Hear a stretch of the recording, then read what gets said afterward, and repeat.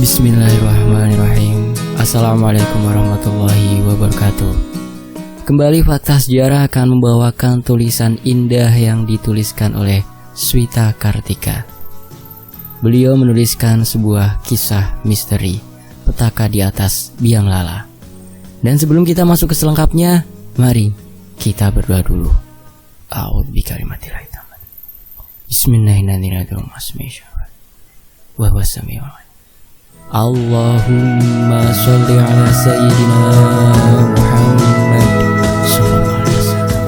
Ini dia selengkapnya karya dari Swita Kartika.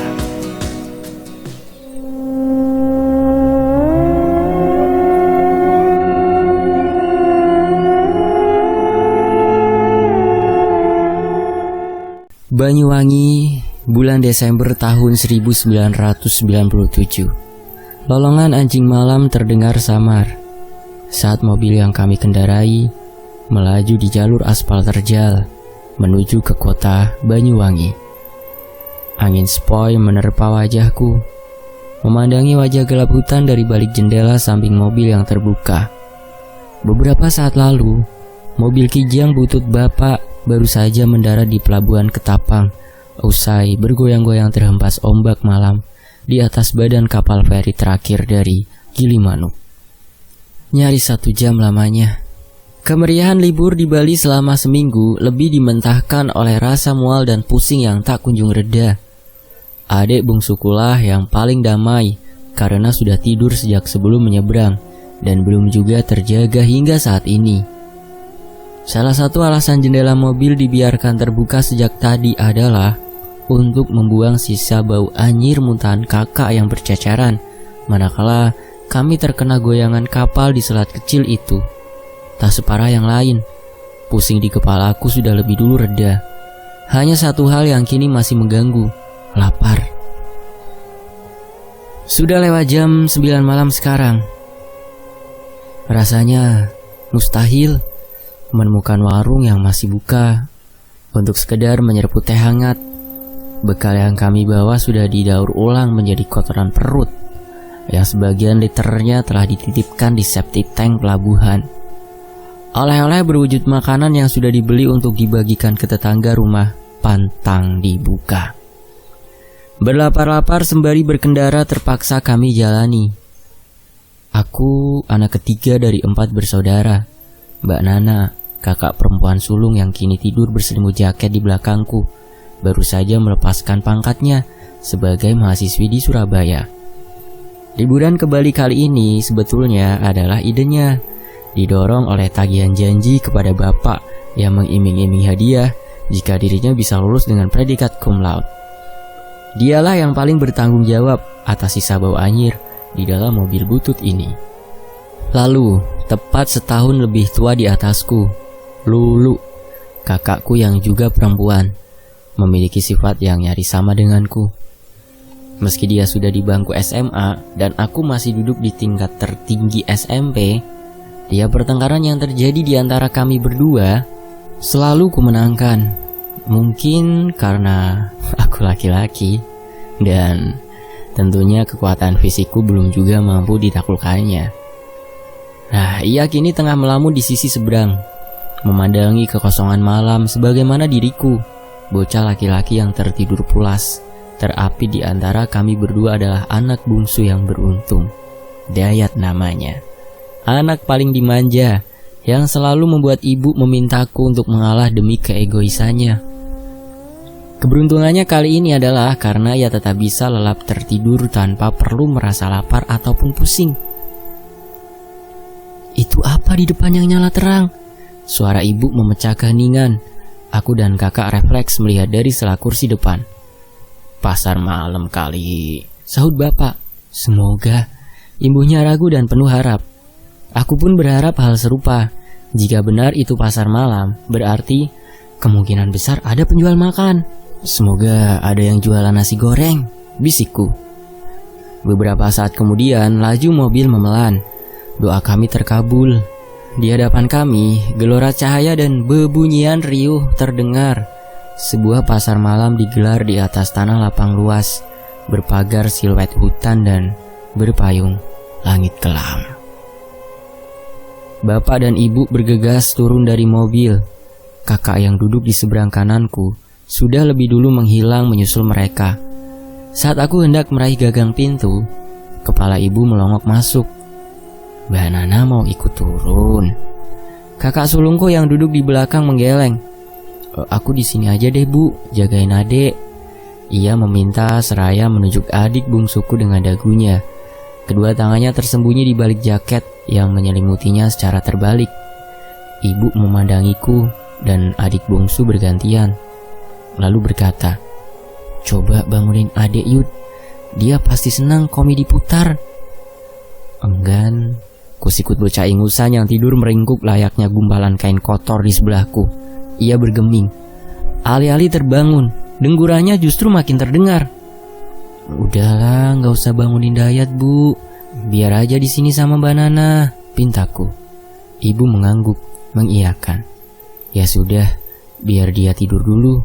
Nanti kalau kebangun, Mbak Nana susulin aja ibu ya." Kakak sulungku mengangguk malas. Ibu kini menatapku. "Kamu nggak ikut turun juga, Yud?" "Iya, ini mau turun malah ibu ngalangin pintunya." Beralaskan sandal jepit oleh-oleh dari kute, sisi luar kakiku bergesekan dengan rumput-rumput pendek yang dingin. Aku melangkah mantap mengiringi ibu menyusul bapak dan kakak yang sudah duluan masuk ke keramaian, meninggalkan anak pertama dan anak terakhir keluarga kami di mobil berdua. Dalam keramaian itu, orang-orang berlalu lalang tak menentu. Kulihat aneka wahana dikerumuni dan dimainkan beramai-ramai. Ada komedi putar, ada lempar gelang, ada memanah, kereta-keretaan dan banyak lagi lainnya. Tapi satu yang kusadari hilang dari segala keriuhan itu. Antusiasme para pengunjung wahana bergelimang cahaya ini, berwajah datar, tanpa ekspresi, sekedar senyum pun tidak. Ada yang jualan makanan tuh di sana." Bapak menyeletuk seraya mendekat ke titik terjauh arah telunjuknya. Aku dan yang lain menyusulnya dengan sedikit berlari. Di hadapan sebuah gerobak kecil kami berjejer. Betapa kagetnya aku melihat banyak barang yang dijajakan. "Apa ini pak?" Ibu mengernyit bingung sembari tetap berusaha santun. Di belakang lampu minyak, lelaki penjajah bertopi itu menjawab dingin, "Sate belalang bu." Kombinasi penjelasan dan penampakan dagangan itu membuatku bergidik ngeri. Kakak yang semula terlihat antusias kini mulai ketakutan menggandeng bapak. "Ada yang jual makanan selain ini nggak ya?" keluhnya. Bapak penjual sate belalang itu menyahut, "Gak ada dek, saya yang jualan makanan sendirian di sini." Merasa tak yakin, ibu mundur dan melihat sekeliling. Lalu seolah merasa kurang dihargai, lelaki bertopi itu kembali berujar, "Ini rasanya kayak udang kok bu, atau kalau mau, ini ada sisa peyek dagangan saya sore tadi." "Wah, rempeyek laron, bolehlah," bapak menanggapi riang. Entah karena sungkan atau beneran doyan, tanpa basa-basi bapak menukar 2 lembar uang 500-an dengan seplastik peyek laron yang diolah lebar-lebar. Kami pun beranjak pergi dari gerobak itu. "Kalau nggak ada penjual nasi, mending terus aja deh pak," keluh kakak. Ibu menanggapi sambil mencoba secuil peyek laron tadi. "Di sini dulu lah Mbak Lulu. Kasihan bapak, capek bawa mobil. Sekalian ngasuh ya pak." Bapak mengangguk. "Nanti habis ini kita ketemu jalur belok-belok, naik turun. Gak ada salahnya kan? Hiburan dulu sebelum heboh-hebohan." Ketika aku hendak menanggapi dengan mengutarakan keresahanku akan ekspresi para pengunjung lain, mataku tiba-tiba teralih pada sesuatu yang janggal. Entah karena terlalu fokus pada wahana lain atau emang tak terjangkau pandanganku sebelumnya. Di seberang sana, di paling ujung gelanggang, berdirilah biang lala raksasa. Aku sebut raksasa karena ukurannya yang kelewat besar. "Bu, itu gede amat biang lalanya." Aku menunjuknya dengan heboh seraya menggapit tangan ibu yang terbebas dari peyek laron. Bapak dan kakak kini juga nampak terkesima. Aku pernah melihat biang lala sebelumnya. Tidak hanya itu, aku pun pernah menaikinya sekali di pasar malam seperti ini. di lapangan Sidoarjo. Hanya saja tak pernah kujumpai yang sebesar ini. Benda melingkar bercahaya yang berdiri di depan kami ini ukurannya nyaris 3 kali lipat, bahkan lebih. Semakin dekat kami melangkah, semakin bias ujung tertingginya. Bapakku pun nyeletuk seolah membaca isi pikiranku. Lebih gede dari yang pernah kita naiki di Sidoarjo nih. Lalu kami berempat berdiri berjajar mengagumi wahana raksasa itu dengan hikmat. Kala seorang petugas berkemeja biru menghampiri. Monggo, monggo, tinggal 1 gondola lagi, langsung diputar. Berapaan pak? Ibu bertanya dengan tatapan tetap mengarah ke atas. 500 saja bu, jawab lelaki itu singkat. Ayo naik aja yuk. Bapak terlihat bersemangat. Begitu pula kakak. Ayo yuk, naik yuk. Tanpa menunggu persetujuan, ibu keburu menarik tangan kananku dengan gesit. Dibimbing petugas berkemeja biru itu. Kami berlari kecil masuk ke gondola yang sejajar. Tarik! Biang lala raksasa mulai bergerak. Refleks. Tanganku tangkas meraih palang besi di samping kananku. Kakak yang duduk berseberangan denganku melakukan gerakan yang sama.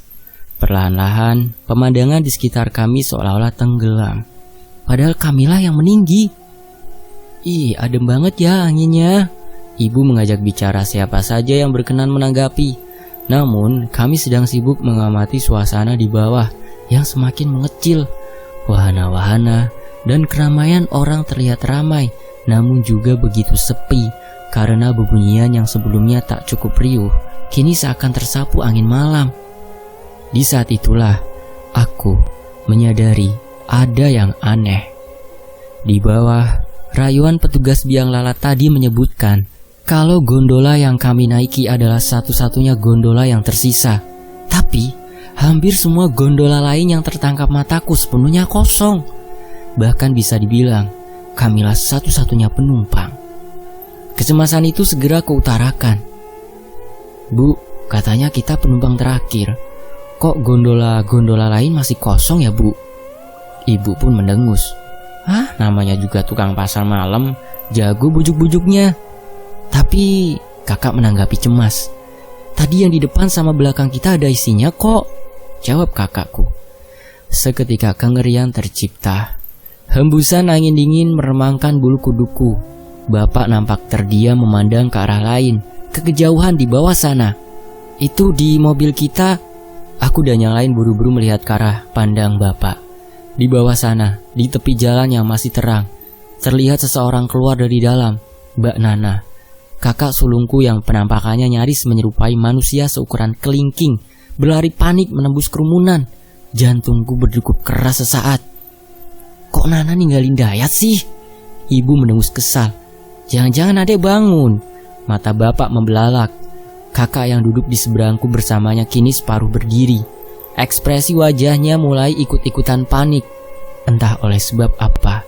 Begitu kualihkan tatapanku ke bawah, jantungku tersentak. Seluruh gelanggang pasar malam itu kosong. Keriuhan yang tadi menjelma kini hilang tak bersisa.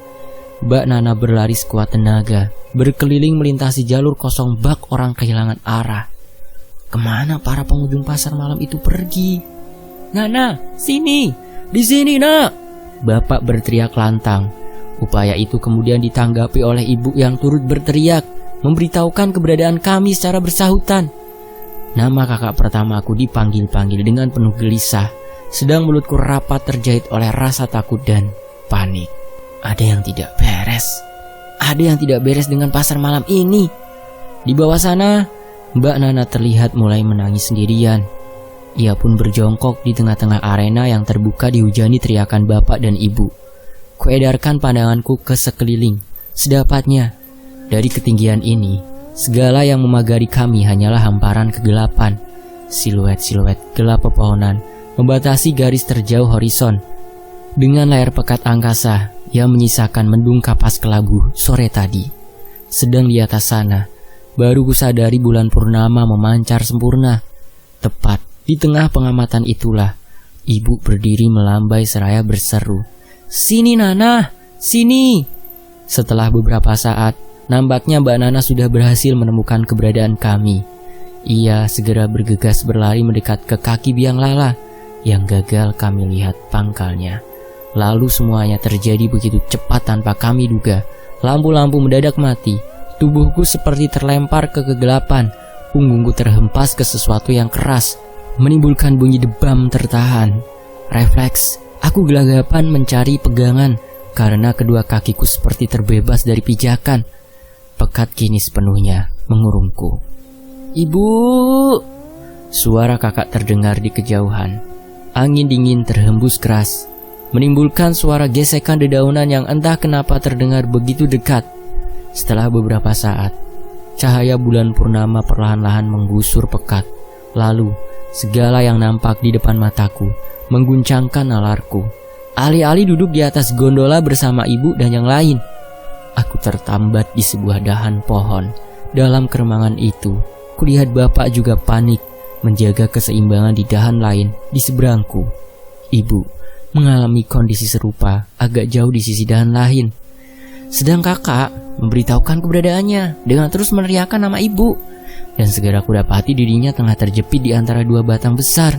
Kami berempat berada di bagian pohon yang teramat tinggi. Kenapa bisa sampai di sini? Nalarku berlomba dengan rasa panikku. Kepekatan yang mengurung sama sekali tak menolong. Selama sesaat, cahaya purnama meredup karena tertutup awan dari sela pucuk dedaunan tertinggi pohon yang kupijak. Tak ada yang nampak di bawah sana selain kegelapan, bak tinta hitam yang tertumpah di hamparan tanah. Lalu, begitu pendar dari langit kembali memapar. Mataku membelalak. Apa yang sebelumnya kulihat sebagai gelanggang pasar malam, kini menjadi hamparan tanah kosong dipenuhi batu nisan. Sebuah makam yang teramat luas menghampar di bawah kami. Samar kulihat, di antara patok-patok yang menjulang itu, ada satu bayangan yang rebah di atas tanah, nampak bergerak-gerak. Aku hampir yakin, dia adalah Mbak Nana. Sesaat, sinar purnama menyiraminya, memperlihatkan dirinya tengah kejang-kejang bagi orang kesurupan. Ibu dan bapak makin histeris meneriaki namanya. Perhatian dan kepanikan mereka terbagi karena di dekat kami, kakak juga tengah merintih terjepit batang pohon besar. Aku bergeming, tak kuasa berpikir. Manakala hendak memutuskan untuk turut berteriak atau mencari dahan untuk turun, ekor mataku teralihkan oleh sesuatu yang janggal di kejauhan. Nun, di bawah sana, di tepi makam yang sebelumnya kulihat mobil kami terparkir, berjejerlah puluhan siluet orang-orang. Tak terhitung lagi jumlahnya, tapi aku nyaris penuhnya terilhami jika jajaran orang yang berdiri di sekitar mobil kami jumlahnya sama dengan banyaknya nisan di kuburan ini. "Bapak!" Hanya itu satu-satunya kata yang bisa kulontarkan seraya menunjuk ke arah barisan orang itu. Ternyata ibu dan bapak juga sama-sama melihat apa yang kulihat. Lalu apa yang terjadi sangat-sangat mengguncangkan kewarasan. Puluhan siluet orang-orang itu satu persatu masuk ke dalam mobil melalui jendela yang terbuka. Dari jumlah yang ada, takkan sewajarnya mereka bisa muat ke dalam ruangan sempit mobil kijang kami. Tapi yang kami saksikan tak kuasa dipecahkan dengan logika. Bayangan-bayangan orang itu seperti menyatu dengan kegelapan di dalam mobil, menghilang seiring berkurangnya jumlah kerumunan yang ada. Hingga kemudian bayangan terakhir masuk dan mesin mobil menyala. Lampu depan kendaraan kami menyorot hamparan tanah kuburan yang di sebagian sudut ditumbuhi pohon kamboja yang tingginya mungkin hanya 1/5 ketinggian kami berada. Siapa yang menyalakan mobil itu? "Dayat, adek, jangan!" Ibu berteriak histeris sambil menangis. "Jangan bawa anak saya!" Terlambat. Beberapa detik setelahnya, mobil kijang kami bergerak mundur. Sinar lampu depan meninggalkan jejak kumpulan bayangan nisan yang menari. Lalu sosoknya hilang, menjauh sambil terus berjalan mundur. Gedungan suara mesinnya berangsur menghilang. Di atas sini, ibu dan bapak meraung-raung panik. Tangis dan rasa takut menghujam kami. Jantungku berpacu tak tentu. Lalu dalam satu helaan nafas, tubuhku lunglai, termakan kegelapan. Selesai. Catatan kaki. Pembantaian Banyuwangi tahun 1998 adalah peristiwa pembantaian terhadap orang yang diduga melakukan praktik ilmu hitam. Namun hingga saat ini, motif pasti dari peristiwa ini masih belum jelas. Sebelum peristiwa itu terjadi, banyak bermunculan kejadian-kejadian mistik yang dialami oleh pengendara yang melintas di wilayah tersebut. Peristiwa ini pada masanya banyak ditunggangi oleh kepentingan lain, oleh pihak-pihak tak bertanggung jawab yang tak jelas siapa dalangnya. Terima kasih, demikianlah kisah singkat yang dituliskan oleh Swita Kartika. Terima kasih juga ya buat teman-teman ya yang udah mau menyimak kisah ini di sini. Semoga menjadi wawasan ya jika akan melintas di Jalan Raya Banyuwangi. Harap berhati-hati dan waspada dan selalu berdoa ya. Saya pamit undur diri. Wassalamualaikum warahmatullahi wabarakatuh.